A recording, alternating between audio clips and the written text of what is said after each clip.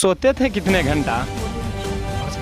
Sir आपको हम एक वीडियो में देखे हैं, आप खान सर के स्टेज पर कुछ मतलब उस समय आपको खान सर आपके बारे में वो बोल रहे हैं, आप बगल में मुस्कुरा रहे हैं। क्या वहाँ खान सर के यहाँ जाके आप सर कहीं ना कहीं आप ऑनलाइन क्लास पे करके मतलब क्लास व्लास कहीं से कुछ? ये ज़रूरी नहीं कि आप 20 घंटे पढ़ो, 17 घंटे पढ़ो, 18 घंटे। कई इंसान है भाई, मशीन नहीं है जो आप हमेशा काम करवाते हो। तो जब आप देख रहे हो कि जो आपसे नहीं सक्सेस होने वाला है, तो वहाँ तुक्का मतलब है कि गांव में सिंगल एक झोपड़ी का घर है जो मिलता है, वहाँ मेरी 0.25 से चढ़ता था, 0.5 से चढ़ता था। जाते जी के याद ही नहीं होता। डिस्कशन कीजिए, पढ़े, खुद में डिस्कशन कीजिए, किसी और से कुछ भी क्वेश्चन पूछ दीजिए।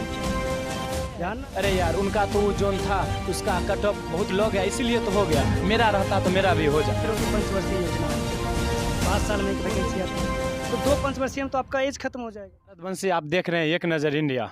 आज हम ऐसे व्यक्ति के बारे में बात आप लोगों को बता रहे हैं जो कि पूरे पुअर फैमिली से बिलोंग करते हैं। उसके बाद वो मतलब कई वर्षों से कंपटीशन में लगे हुए हैं, लेकिन आज वो जो मुकाम का हासिल किए, वो जो पद हासिल किए हैं, वो बहुत मायने रखता है। वो बहुत बड़ा पद हासिल किए हैं। लेकिन हम वीडियो में आगे बता रहे हैं आप लोगों को कितना बड़ा पद वो हासिल किए हैं, जो कि गांव में रहकर, अपने गांव में रहकर वो आर्थिक स्थिति बहुत कमज़ोर था, फिर भी इतना उनका हासिल करना ये मायने रखता है। खासकर हम युवाओं को ये वीडियो जरूर मतलब लास्ट तक देखना चाहिए कि कैसे वो अब ऐसे हम आप लोगों को ये भी बता देते हैं कि वो कौन सा पद हासिल किए, जो कि स्टेशन मास्टर के नाम तो आप जरूर सुने होंगे, जो कि एक स्टेशन का पूरा का वो मालिक होते। तो आए हैं, अभी घर आए हैं, तो हम आज जाकर उनसे हम बात करते हैं कैसे आप इतना बड़ा हासिल किए पद, और उनसे हम बात करेंगे। जो भी हम दिखा रहे हैं आप लोग का तस्वीर यही है, इनका कुटिया है जो अपने घर में परिवार के साथ वो रहते थे और यहीं पर वो पढ़ा भी करते थे। ये देखिए कितना, जरा आइए थोड़ा दिखाइए लाजिम, ये देखिए हम तो अभी हैं, उनके माता जी अभी हैं, और देखिए जो भी यहाँ किताब दिख रहा है, आप आइए थोड़ा अंदर आइए, कोई और आप लोगों को जो किताब बुक दिखा रहे हैं, ये कहीं बाहर भीतर पटना हो, मुंबई हो, कोलकाता या कोटा, ऐसे बड़े शहरों में नहीं गए क्योंकि इनका स्थिति नहीं ठीक था। तो कैसे जाते बड़े शहरों में? तो वहाँ रुपया लगता है, उसके लिए तो बहुत चीजों की जरूरी होता है, आर्थिक स्थिति बहुत मजबूत होनी चाहिए। लेकिन वो समझे, अपने परिवार की स्थिति समझे, स्थिति समझकर ये आज इतना बड़ा पद हासिल किए हैं। सर एक नजर इंडिया चैनल में आपका बहुत बहुत स्वागत है। बहुत बहुत धन्यवाद सर। सबसे पहले तो आप बताइए, जो भी हमारे एक नजर इंडिया के दर्शक लोग हैं, जो भी पब्लिक है, जो भी हमारे भगवान है, वो जो सुनते हैं, उनको आप ये अपने बारे में बताइए उन लोगों को। देखिए, मेरा नाम रवि केनेश्वर है, बेगूसराय का जो ये धरती है, सलेमपुर गांव से मैं बिलोंग करता हूं। और जैसा कि आपको पता है कि मैं एक बहुत ही पुअर फैमिली से बिलोंग करता हूं। माता पिता जो है हमारे हमेशा सपोर्ट करते रहे और कहते रहे कि नहीं बच्चा, तुम क्या करोगे काम करके।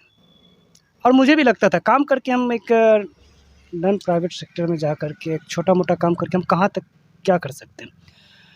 और दूसरी बात है कि वो हमेशा मैंने भी मेहनत किया, मुझे भी ऐसा लगता था कि जॉब कहीं न कहीं तो होना है। और सबसे बड़ी बात है कि पिताजी को विश्वास था कि जब ये हमेशा प्री मेंस का रिज़ल्ट दे रहा है तो सिलेक्शन तो होगा। और मैं शुक्रगुजार हूँ उनके लिए, बहुत बहुत धन्यवाद है, जो आज के इस आर्थिक दौर में, जहाँ पे आर्थिक चक्का जो है सबसे बड़ा फैक्टर होता है किसी भी काम को करने के लिए, और वहाँ पे उन्होंने मुझे वक्त दिया। खुद जो है कई बार ऐसे हुए हैं जो भूखे पेट रह के भी उन्होंने मुझे पूरा सपोर्ट किया, और यहाँ तक आने में उनका बहुत बड़ा योगदान रहा। उन्होंने वक्त दिया कि नहीं तुम लगे रहो, और हम भी बस उसी स्थिति को देखते हुए उसी जुनून से लगे रहे, और आज यहाँ सिलेक्शन हो पाया मेरा। इतना स्थिति आपका ठीक नहीं था, बार बार हम ये शब्द बोल रहे, लेकिन सर आप कहीं पटना या कोटा या कोलकाता जैसे बड़े बड़े शहरों में जाकर तैयारी किए या गांव में ही रहकर तैयारी किए, ये बताइए आप। जैसा कि आपको पता है, हमारी हालत को देखते हुए आप अंदाज़ा लगा सकते हैं कि हम पटना छोड़िए समस्तीपुर में भी रह के तैयारी नहीं कर सकते थे, अफोर्ड नहीं कर पाते गार्जियन। यहाँ तक भी जो हम तैयारी किए तो मेरा साइड से पाठन बिजनेस चलता था, पढ़ाते थे हम, तो 4-5 घंटे 6 घंटे हम कोचिंग पढ़ाया करते थे। उससे कुछ अपना खर्च और घर का भी खर्च आ जाता था। पापा छोटे से किसान हैं, सीमांत किसान से भी बहुत छोटे हैं, तो किसी तरह हम लोग एडजस्ट करके यहीं गांव में रह के ही पढ़ के पढ़ाए। तो सर आप लगभग 5-6 घंटा पढ़ाते थे, तो अपने पढ़ने के लिए आपके पास तो टाइम नहीं बचता होगा। जैसा कि आपको पता है कि हम जब भी पढ़ाते थे तो 9th 10th 11th 12th 8th तक पढ़ाते थे, सिलेबस भी कहीं न कहीं इसी चीज़ का था और उसके बावजूद पढ़ाने के बाद जो 6-7 घंटा मैं अपना निकाल लेता था। तो आप सोते थे कितने घंटा? 5 घंटे, 6 घंटे। मात्र 5 घंटा सोते थे। तो उसी में 5 घंटा 6 घंटा पढ़ाए, 5 घंटा सोते थे। 6-5 11 घंटा तो ऐसे ही आपका निकल गया। जी, बिल्कुल। तो आप इधर-उधर थोड़ा मतलब घूमने-वूमने में या खेलने-कूदने पर कहीं से कोई ध्यान नहीं देते? नहीं। क्या? कभी खेलने का मतलब ऐसा था कि ये नहीं होता कि बालपन था तो मन नहीं, ऐसा है नहीं। है, लेकिन कहते हैं ना कि हर चीज़ बच्चे जो है किताबों से नहीं सीखते और विद्यालय से नहीं सीखते। हालात उन्हें बहुत बड़ी चीज़ सिखा देती है। तो मुझे बार-बार मोटिवेट करते रहता है कि मैं अगर खेल में समय बर्बाद करूँगा, इधर-उधर के कामों में बर्बाद करूँगा तो मेरा ये सपना अधूरा रह जाएगा। सर चलिए आपसे एक थोड़ा कड़वा सवाल पूछ रहे हैं। जो लोग अभी बोल रहे हैं कि घूस एक ही शब्द बोल रहे हैं कि जो भी जनरल कंपटीशन है उसमें घूस के गरीबों का सिलेक्शन नहीं होता। एक बड़ा मुद्दा सुना जा सकता मतलब सुनते हैं बहुत लोगों से कि कहीं न कहीं घूस अभी की स्थिति में नौकरी में बहुत बड़ा बाधक। क्या आपका कहीं एक पैसा लगा इतना बड़ा मुकाम हासिल किए हैं उसमें? मेरा अभी तक तो बस सिर्फ एक भी पैसा नहीं लगा। फॉर्म अप्लाई करने में जितने पैसे लगते हैं और एग्ज़ाम देने में जो पैसे लगते हैं वही। बाकी घूस देखिए, अगर आपके पास टैलेंट है और आप मेहनत कर रहे हो, तो मेहनत आपकी सच्ची होनी चाहिए, लगन आपकी सच्ची होनी चाहिए। समय लगेगा लेकिन रिज़ल्ट आपको ज़रूर मिलेगा। क्योंकि कृष्ण भगवान ने गीता में कहा था कि कर्म तुम्हारा सच होगा तो कर्म कहाँ निष्फल होगा। और वर्क इज़ वर्शिप, कर्म ही पूजा है, कर्म करते रहो। उन्होंने ही कहा है कर्मण्य अधिकारेव मा फलेषु कदाचन। आप कर्म करते रहिए, फल की इच्छा मत कीजिए। अगर कर्म आपका सच्चा है तो आपको फल मिलेगा। हाँ, थोड़ा-सा वक़्त लग सकता है, लेकिन अगर टैलेंट है तो आज भी आप बिना घूस का कहीं भी जा सकते हो, सिलेक्ट हो सकते हो। सर आपको हम एक वीडियो में देखे हैं, आप खान सर के स्टेज पर कुछ मतलब उस समय आपको खान सर आपके बारे में वो बोल रहे हैं, आप बगल में मुस्कुरा रहे हैं। क्या वहाँ खान सर के यहाँ जाके आप क्या सब मतलब बोले वहाँ? खान सर के पास जब हम गए थे तो चूँकि उनके ऑनलाइन पीडीएफ वगैरह सब हमने पढ़ा था, उनसे थोड़ी बस मटेरियल का पढ़ाई किया था, तो उन्होंने जब कहा था तो उन्होंने यही कहा कि देखो बच्चा, तुम कहीं भी चले जाओ, किसी भी मुकाम पे चले जाओ, हमेशा मोटिवेट करते रहें कि रुकना नहीं है तुमको, हमेशा मेहनत करते रहो। ये नहीं है कि ऐसे हम बन गए तो आप यहाँ से रुक जाना, आप इससे आगे मेहनत करो, रुकना कभी नहीं है और मेहनत करते रहना। और फिर उन्होंने पूछा कहाँ कैसे क्या किए। तो आप घर पे रह के तैयारी किए, क्या ऑनलाइन क्लास व्लास किए हैं कि नहीं कोई सर का? ये ऑनलाइन क्लास तो नहीं किया मैंने। हाँ, मेरे कुछ साथी थे तो उनकी मदद से उनका पीडीएफ वगैरह नोट्स वगैरह मिल जाता था, तो थोड़ी बहुत उनसे भी हेल्प मिल गई है। आपका कोई गुरु है जो मतलब जिनसे आप कंपटीशन की तैयारी जो मतलब एसएम की तैयारी किए, स्टेशन मास्टर बने, उनका उस चीज़ का तैयारी किए, आप पढ़े वहाँ से, वो गुरु आपका कौन रहा? वैसे तो बिना गुरु का कहीं ज्ञान नहीं मिलता है, जी। तो गुरु तो हैं ही, लेकिन जब हम लोगों ने यहाँ तक आया तो मेरा एक क्लब चलता है, the aim of success club Berhampur. हम युवाओं का क्लब है, हम लोग आपस में ही ग्रुप डिस्कशन करके सेल्फ स्टडी करते हैं, चूँकि वहाँ पे जितने भी मध्यम वर्गीय परिवार हैं सब वैसे ही हैं। और उस इंस्टीट्यूट से लगभग सालाना 30 से 40 बच्चे रिजल्ट पर ईयर देते हैं हर एक डिपार्टमेंट में।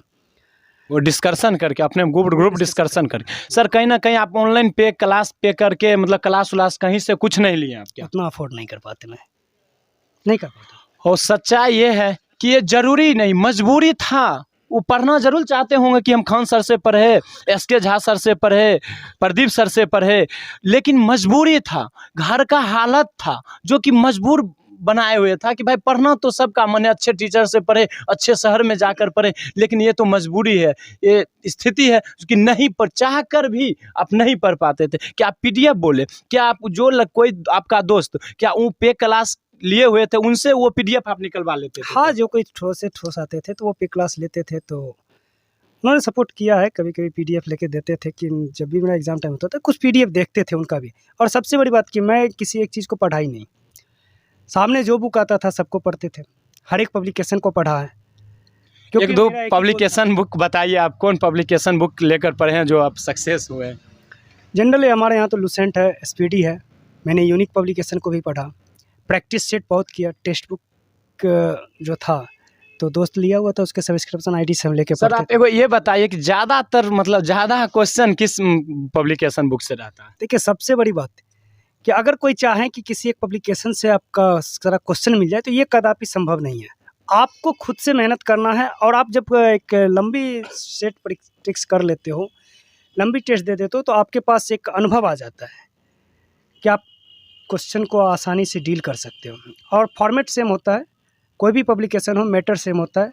आपका जो है, अभी मैं यही कहूँगा कि एनसीईआरटी की पकड़ होनी चाहिए, क्योंकि मैं जब पढ़ाता था तो जितने भी बच्चे का बुक होता था, उसका मेन लाइन जो है, मेन क्वेश्चन वो सिलेक्ट कर लेता था, और वही सबसे ज़्यादा इम्पोर्टेंट है। हर जगह वो एनसीईआरटी क्वेश्चन मिलता है। सर आपका कहीं ना कहीं वो पीडीएफ या डिस्कशन सबसे ज़्यादा इस अहम भूमिका किस चीज़ का रहा, डिस्कशन का या जो अपने घर पर मतलब तैयारी करते थे, वो बुक पढ़ते थे वहाँ? डिस्कशन, सेट प्रैक्टिस, और जो हम सेल्फ स्टडी में फिर बच्चों को पढ़ाते थे, वो हमें भूमिका रही है। पीडीएफ वगैरह तो बूस्टर डोज था। बूस्टर डोज, चलिए जैसे फर्स्ट डोज और सेकंड डोज के बाद कोरोना में होता है ना बूस्टर डोज, आप बूस्टर डोज लगा लेते हैं तो कहीं ना कहीं आप सेफ जोन में आ जाते हैं, कहीं से कोई दिक्कत नहीं होती। चलिए सर, अभी जो कंपटीशन के जो नए नए क्षेत्र में आए, कंपटीशन के क्षेत्र में जो नए आए हैं, जो और कई वर्षों से लगे हुए हैं लेकिन उनका वो सक्सेस नहीं हो पा रहे हैं, आप उन लोगों से क्या कहते हैं? देखिए, मैं हमेशा एक ही बात कहूँगा कि निराश नहीं होना है। और आप जो भी पढ़ रहे हो, ये ज़रूरी नहीं है कि आप 20 घंटे पढ़ो, 17 घंटे पढ़ो, 18 घंटे। अरे इंसान है भाई, मशीन नहीं है जो आप हमेशा काम करवाते रहो। आप जितना ही पढ़ते हो, कंटिन्यू पढ़ो, सेट प्रैक्टिस करो, रिवीजन करो, और सबसे खास बात कि अगर शॉर्ट टाइम में आपको रिजल्ट लेना है, तो आप बेस्ट मटेरियल पढ़ो, सिलेबस के अकॉर्डिंग पढ़ो, और उसका हमेशा प्रैक्टिस करते रहो। और ये नहीं कि हमको सिर्फ यही पढ़ना हो गया, या किसी सर से क्लास लिए तो हो गया। सर बहुत लोग तो कहते हैं जनरल में तो कहीं का अंत नहीं है, क्या सिलेबस है क्या नहीं है, कुछ भी उठाकर मतलब पूछ देते हैं एग्जामिनर। तो ये क्या कहते हैं आप, उसमें कोई है ही नहीं सिलेबस, क्या पूछना है क्या नहीं पूछना है, उसमें तो सरकार के एक ही मोटिवेट रहता है कैसे छांटना है हमें, कैसे स्टूडेंट को हमें इसमें से निकालना है, वो मकसद से वो क्वेश्चन डालते हैं, फिर भी जो मेहनत करते हैं वो सक्सेस हो जाते हैं। देखिए, यहाँ पे जो है, आपकी बात सही है कि ठीक है, आपने क्वेश्चन का कोई अंत नहीं, लेकिन आपका अकॉर्डिंग टू सिलेबस क्वेश्चन होता है। ज़रूरी नहीं है कि आप हर क्वेश्चन अटेम्प्ट कर रहे हो, कुछ क्वेश्चन आपको छोड़ने के लिए भी दिया जा रहा है, या ये कहिए आपके मेंटली चेक किया जा रहा है कि आप मेंटली कितने हेल्थ हो। तो जब आप देख रहे हो कि जो आपसे नहीं सक्सेस होने वाला है, तो वहाँ तुक्का मत लगाओ। आप जितने कन्फर्म हो उतने कन्फर्म करके आ जाओ वापस। एक अच्छी लेवल में आपकी तैयारी है तो अप्रॉक्स 80, 85, 80, 90 के आसपास आ ही जाएंगे। तो जो आपका आ रहा है, जितना कन्फर्म हो रहे हो उतना आप मार के आओ, और खुद का रिकॉर्ड तोड़ो। किसी और से मोटिवेट होना नहीं है। आपने ये देख लिया कि मेरा आज इतना आया है, तो कल आपका इससे बेस्ट हो। एक दिन ऐसा आएगा कि जो आप सबसे बेस्ट हो जाओगे। सर आप, अच्छा लगा इतना बात बताया आप सर ये बताएं, आप अपना सक्सेस का श्रेय किसको देना चाह रहे हैं? मैं अपनी सफलताओं का श्रेय कहूँ तो जी हाँ बिल्कुल। माता पिता जी को, जिन्होंने इतना वक्त दिया, अपनी हालातों को जो हमेशा हर पल मुझे सेल्फ मोटिवेट करते रहा। जब भी मैं देखता था, अभी भी देखता था, तो घर में मतलब कि पूरे गांव में इकलौता ऐसा घर है, किसी को भी अगर बोला जाए तो आसानी से कैच कर लेता है कि गांव में सिंगल एक झोपड़ी का घर है जो मेरा है। तो ये सब हालात मुझे मोटिवेट करते रहते थे। फिर जो डिस्कशन क्लास में करता था, तो वहाँ पे देखता भाई सबका सिलेक्शन हो रहा है, तो मेरा भी होगा। थोड़ा देर लग रहा है पर होगा ज़रूर। हाँ, ये चीज़ अच्छी पॉजिटिव रही है कि मेरा हर चीज़ में पहले ही प्री मेंस का रिजल्ट फर्स्ट अटैम्प्ट में ही हो जा रहा है। एनटीपीसी फर्स्ट अटैम्प्ट ही था मेरा, तो वहाँ मेरी 0.25 से छटता था, 0.5 से छटता था। 1 नंबर मैक्सिमम छटा है। एचएसएससी में छटा है, डीआरडीओ में छटा है, इसरो में छटे हम। कहीं ना कहीं मतलब जब आप एग्जाम में बैठते थे, कहीं ना कहीं प्रथम एग्जाम निकल जाता था, आपका रिजल्ट हो जाता था, दूसरा भी निकल जाता था, दूसरा भी निकल जाता था। मेरिट में हम छटते थे। क्या क्या चीज़ में आप मेरिट से छटे हैं? मेरिट में हम बिहार एसएससी में छटे हैं, एएलपी में छटे हैं, जिसमें मेरा कोई टेक्निकल डिग्री नहीं था, पीसीएम कैंडिडेट थे हम, इंटर स्तरीय। उसके बाद ग्रुप डी में है, तो वहाँ पे मेरा, यहाँ पे जो है वो प्री का रिजल्ट आया था, पीटी के लिए मुझे कॉल नहीं किया गया, स्कोर ज़्यादा होते हुए भी। चलिए सर, कहीं ना कहीं तो आपके पीछे ये किस्मत हाँ धुल के तो नहीं पड़ गया था कि बार बार 0.5 से छूटना, मेरिट नहीं बनना, क्या इतना हाँ धुल कर ही लगता है कि आपके पीछे पड़ गया, लेकिन कहीं ना कहीं आप उस सब चीज़ों से बेहतरीन पद आपको अभी हासिल हुआ है। आप कहीं ना कहीं सब्र जरूर किए हैं आप। अक्सर लगता है जब आपको बार बार कोई चीज़ में रिजल्ट नहीं हो रहा है, बार बार आप अगर वहीं पे जाके स्लिप कर रहे हो, तो आपको भी लगने लगता है कि शायद मेरा कुछ नहीं हो सकता। लेकिन पेशेंस बनाए रखिए, शायद कुछ बेहतर आपके लिए इंतज़ार कर रहा हो। और वो कहीं न कहीं मेरा आज पे लेवल 6 है। इससे पहले जितनी भी जॉब थी वो 3 तक का था। तो पहले बस 6 साइड मेरा इंतज़ार कर रहा था। चलिए सर, आप बहुत खुश लग रहे हैं। सर ये बताइए आप कि आपका मतलब कौन सब्जेक्ट सबसे बेहतरीन था, जीके जीएस पार्ट या मैथ या रीजनिंग या मतलब थी करंट अफेयर्स, सबसे मजबूत पार्ट कौन सा था? वैसे तो हर सेक्टर एक आपका एवरेज स्तर पे अच्छा होना चाहिए।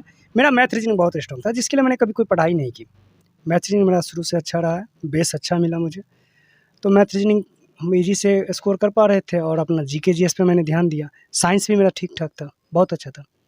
तो मैंने जनरल नॉलेज पे पूरा ध्यान दिया और करंट अफेयर्स पे। सर जैसे आप थोड़ा एक और सवाल आप बताइए, जैसे टाइम मेजरमेंट को लेकर बहुत लोगों को दिक्कत होता है, ये सवाल अक्सर मन में आता है कि आप जनरल कंपटीशन में टाइम मेजरमेंट कैसे कर लेते हैं? 1 मिनट से भी कम वक्त रहता है, फिर मैथ रीजनिंग बना लेते हैं। मैथ हर तो 1 मिनट से कम में बनता नहीं है। देखिए, टाइम मैनेजमेंट जो है वो आपकी प्रैक्टिस की चीज़ है।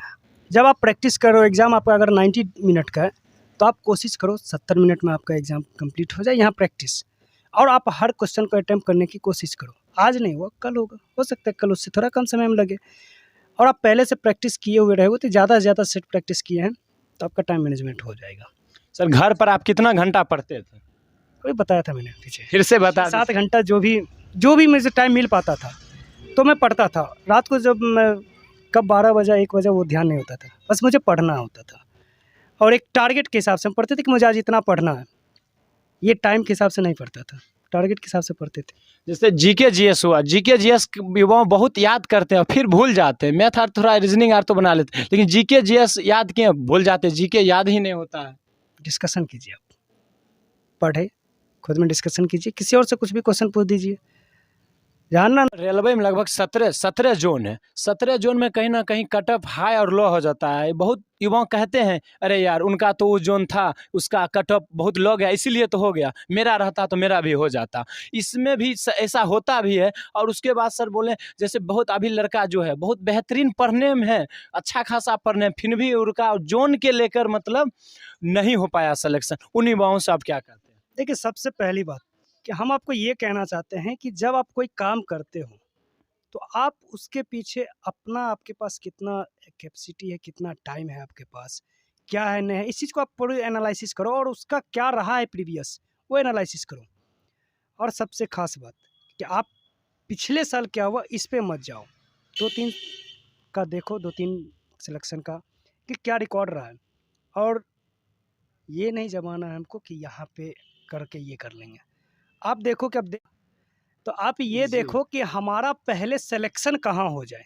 देख लो, आपके अपनी कैपेसिटी को वो बच्चा खुद जानता है, उससे बेहतर और कोई नहीं जान सकता है। तो जब हम देख रहे हैं कि हमारी स्ट्रेंथ अगर मान लीजिए हाई कट ऑफ वाले जोन में हमारी स्ट्रेंथ नहीं बन पा रही है अभी, तो एग्ज़ाम तो आपको अभी देना है, क्वालिफाई तो आपको अभी करना है। तो जिसमें बन रही है आप उसमें क्वालिफाई करो ना, वहाँ के लिए अप्लाई करो। तो अप्लाई करते वक्त ये चीज़ ध्यान रखें कि मेरा पहले कहीं हो जाए, फिर वहाँ से रुकना नहीं है, वहाँ से हम वापस आ सकते हैं। ये आपके लिए एक सही विकल्प रहेगा। बात तो सही बोले सर कहीं ना कहीं आप बोल रहे हैं कि ये 5 साल वाला बात हो जाता है। चुनाव चाहे कोरोना ऐसे महामारी क्यों ना हो, फिर भी चुनाव नहीं रुका, चुनाव नहीं टला, चुनाव हो जाता है। लेकिन ये सरकार की कहीं ना कहीं नाकामी है, जो कि आज फॉर्म भराते हैं तो 1 साल बाद नहीं कई साल बाद वो एग्ज़ाम लेते हैं। एग्ज़ाम लेने के बाद वो कहीं ना कहीं रिजल्ट देने में देरी कर देते। रिजल्ट दे दिए तो उनका फिर मेरिट लिस्ट बनाने में वो कहीं ना कहीं कई वर्ष लगा देते। इसी तरह करते करते उसका दूसरा भी नहीं मतलब भर पाते हैं, इसी में उनका टाइम व्यतीत हो जाता है। कई युवाओं रोजगार से वो बेरोजगार हो, पहले भी बेरोजगार अभी भी बेरोजगार हो जाते हैं। लेकिन हम सरकार से विनती करेंगे, ये शिक्षा व्यवस्था इसमें जो है नौकरी वाला, कम से कम आप तुरंत लिए एग्जाम, अरे भाई तुरंत आप कल हो के परसों को उसका आंसर दे दीजिए। लोग अपने आप में जो लड़का है जो कंपटीशन तैयार वो झांक लेगा, इसमें मेरा नहीं हुआ, चलिए हम अगले तैयारी में हम शुरू कर देते। ऐसे में वो उसके चक्कर में उनका टाइम बर्बाद हो रहा है। आप उसका रिजल्ट दे दीजिए, उसका आंसर शीट जारी कर दीजिए 1-2 दिन बाद कि आप इसका आंसर ये अपने आप को झांक लेगा, इसमें नहीं है तो मैं दूसरे में लग जाएगा। इस सब पर आप ध्यान दीजिए मोदी जी। जानना, सामने वाला नहीं भी जान रहा तो बोल दीजिए, अरे बताओ ये इस क्वेश्चन का आंसर क्या होगा। या फिर आप पूछ सकते हो किसी भी घटना, जैसे अगर प्लासी की युद्ध हुई कब हुई, अगला बोलेगा तो अच्छी बात है, नहीं बोला तो आप बोल दो उसको। तो आप खुद से रिवीजन करो। अच्छा, बार बार प्रैक्टिस होता रहेगा। तो जैसे एक दूध समिति वाले हम लोग के यहाँ है, मैंने उनको देखा था जब मैं दूध लेके गया था वहाँ नपाने के लिए, तो मैंने उनको देखा कि कौन से किसान का कौन सा कॉर्ड नंबर होता है, कॉर्ड नंबर बेसिस पे, तो उनको सारा कॉर्ड याद होता था। देखते ही समझ आते कि इनका ये कॉर्ड है। किसान भूल जाता था लेकिन वो नहीं भूलते थे। तो मैंने गौर किया तो देखा भाई सुबह शाम आप वही काम करते हो तो आपको इजीली याद होता है, तो मुझे क्यों नहीं होगा? मैं खुद सुबह शाम तैयारी करूंगा, एक ही क्वेश्चन को मैं बार बार देखूंगा, हर किसी से पूछूंगा, ऑब्वियसली याद होगा। चलिए सर, बहुत बहुत धन्यवाद।